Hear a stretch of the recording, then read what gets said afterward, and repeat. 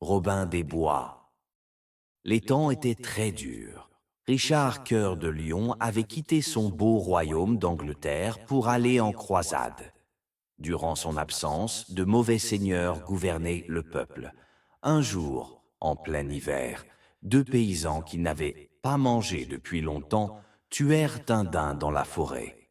Ils s'apprêtaient à en couper un morceau pour le manger tout cru, lorsqu'ils virent un homme s'approcher.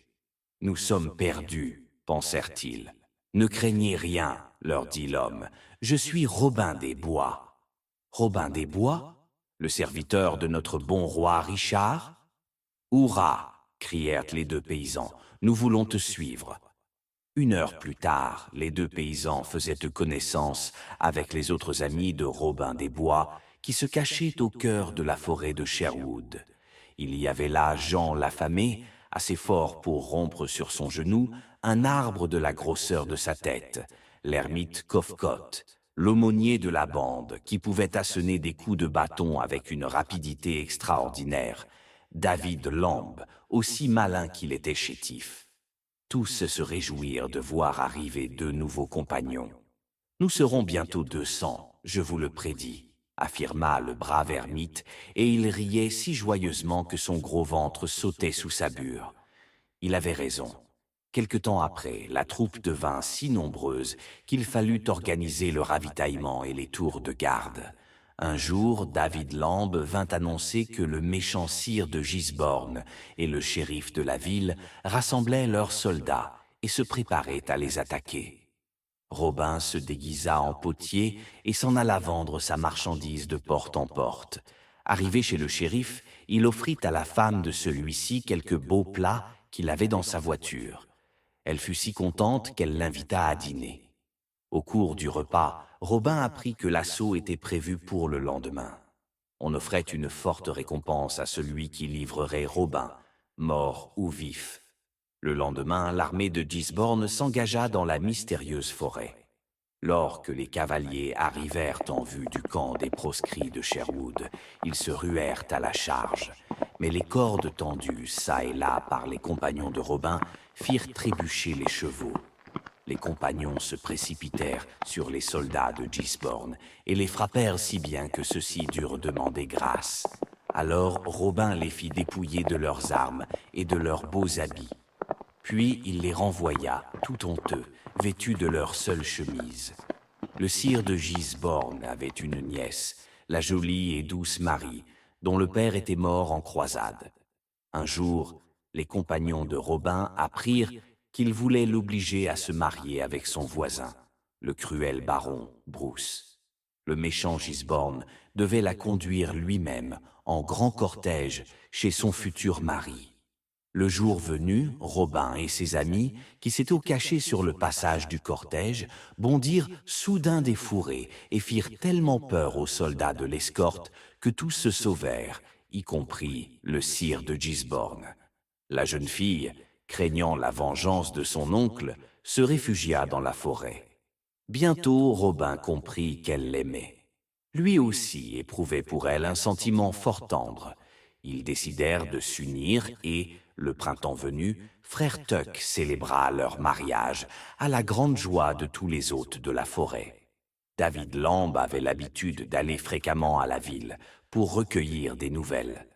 Un jour, il fut reconnu, attaqué et pris par plus de 20 soldats armés. On le transporta, couvert de blessures, dans le château du baron Bruce, qui voulait se venger pour son mariage manqué. Quand Robin apprit la nouvelle, il ne perdit pas la tête. Il rassembla ses hommes les plus vaillants et prit la route du château. De bonne heure, le baron Bruce avait convoqué ses soldats et les paysans de ses domaines pour assister à la pendaison du malheureux David. Mais tandis qu'on amenait le condamné, une charrette se présentait devant le pont-levis. Elle contenait un énorme chargement de rondins. Un vieillard à barbe blanche, tout courbé par l'âge, la conduisait. « Ouvrez !» cria-t-il aux gardes, « c'est le bois du baron. » Il n'y avait aux portes que 3 ou 4 gardes, car tous les autres étaient dans la cour du château où l'on s'apprêtait à pendre David Lamb. Le pont-levis s'abaissa. Les lourdes portes s'ouvrirent à 2 battants. Mais brave bête! Le vieillard soudain se redresse, il fouette ses chevaux avec vigueur. L'attelage, d'un élan furieux, franchit le pont-levis, répandant partout des rondins qui, se coinçant entre les battants, empêchent toute manœuvre du pont-levis. Les gardes s'enfuient d'épouvantés. Alors les chevaux foncent vers l'estrade préparée, dispersent les gens assemblés, renversent la potence. Robin des Bois, car c'était lui, saute au bas de la charrette en arrachant sa fausse barbe. Et profitant de la confusion, il coupe les liens de David Lambe, qui l'entraîne en hâte vers les portes du château. Au moment où les gardes vont s'élancer à leur poursuite, les amis de Robin, qui s'étaient cachés au fond de la charrette, se précipitent sur eux, armés de gourdins et de frondes. Profitant de la surprise générale, ils se sauvent à leur tour. Le soir même, un feu de joie illuminait la grande clairière de la forêt de Sherwood. De loin, on pouvait voir des sortes de diables qui dansaient. C'étaient les amis de David Lambe qui fêtaient sa délivrance. Frère Tuck battait la mesure avec son bâton noueux. En guise de clochette, il agitait le trousseau de clés qu'il avait escamoté au geôlier du château au cours de la lutte. Cependant, le baron Bruce préparait son atroce vengeance. Quelques jours plus tard, il se mit à incendier les maisons des paysans, sous prétexte qu'ils lui devaient de l'argent. De pauvres gens affolés vinrent demander secours à Robin, qui partit tout de suite avec ses compagnons.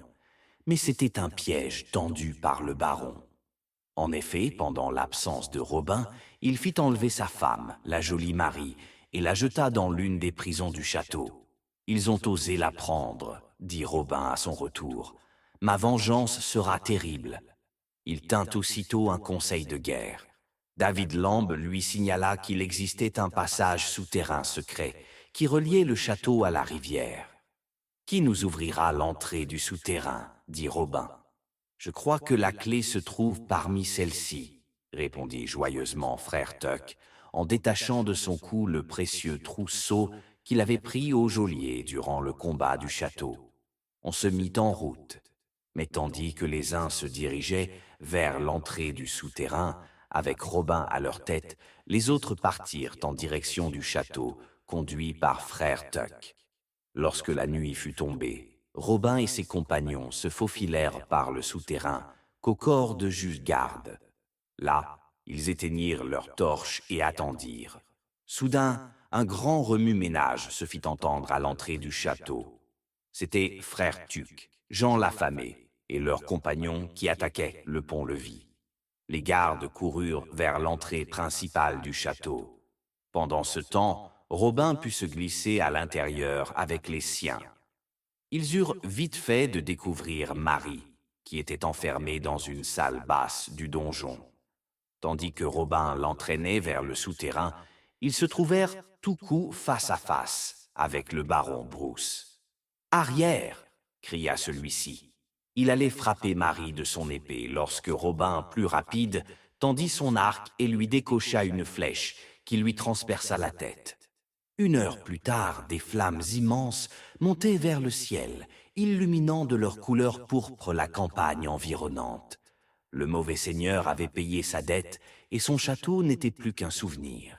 La punition terrible infligée au baron Bruce fit réfléchir tous les autres seigneurs. Ils devinrent plus sages et moins rapaces, d'autant plus que le bruit courait du retour prochain de Richard Cœur de Lion. Cependant, Robin des Bois et ses compagnons eurent encore beaucoup à souffrir de la part du shérif, qui les détestait. Un jour, il fit massacrer plusieurs d'entre eux dans une auberge de la ville où ils étaient attablés. Robin attendit patiemment l'heure de se venger. Elle arriva bientôt. Le shérif avait organisé un grand concours à l'arc. Le vainqueur devait recevoir 50 marques d'or. Robin se déguisa en pauvre manant et se présenta au concours. Comme il était le meilleur tireur de toute la région, il demeura bientôt seul avec un autre concurrent. Mais celui-ci était justement le favori du shérif. Il tira le premier. Sa flèche se ficha à 1 pouce du centre de la cible. « Hourra !» crièrent les amis du shérif. « Voilà le vainqueur !» Mais à ce moment, Robin tira à son tour, et sa flèche alla se ficher droit au centre de la cible. « C'est un coup du hasard, hurla le shérif. Je donne le prix à mon préféré. » Alors l'inconnu sourit et se tourna lentement vers la tribune. « Ma seconde flèche est pour toi, shérif. Elle t'attend depuis 2 ans. » Le projectile siffla et l'on vit le shérif tomber du haut de la tribune jusqu'au sol, le cœur transpercé d'une flèche. L'hiver qui suivit fut rude. Comme les méchants seigneurs pillaient la campagne, Robin et ses compagnons reprirent l'embuscade sur les routes. Lorsqu'ils capturaient un seigneur, ils lui faisaient payer son poids d'or en rançon. Jean l'affamé surveillait la balance et comptait les pièces qui étaient distribuées aux pauvres. Un jour, enfin, Robin et ses amis virent de loin un chevalier qui avait une grande croix en étoffe rouge sur la poitrine. On ne pouvait le reconnaître car il avait baissé la visière de son casque. « C'est un chevalier qui revient de Terre Sainte, » dit frère Tuck. « Laissons-le passer. »« Nous voulons voir son visage, » dirent les autres. Robin l'arrêta et le pria bien poliment de relever la visière de son casque. « Qui êtes-vous » demanda le chevalier d'une voix tonnante. « Nous sommes les proscrits de la forêt de Sherwood, » dit Robin. Puis il lui raconta comment il ramassait de l'argent pour venir en aide aux affamés. « Si vous voulez, ajouta-t-il, jetez votre obole dans le plateau de cette balance. » Le chevalier ne dit aucun mot. S'approchant de Robin, il releva la visière de son casque, dégaina son épée et la jeta de haut dans le plateau.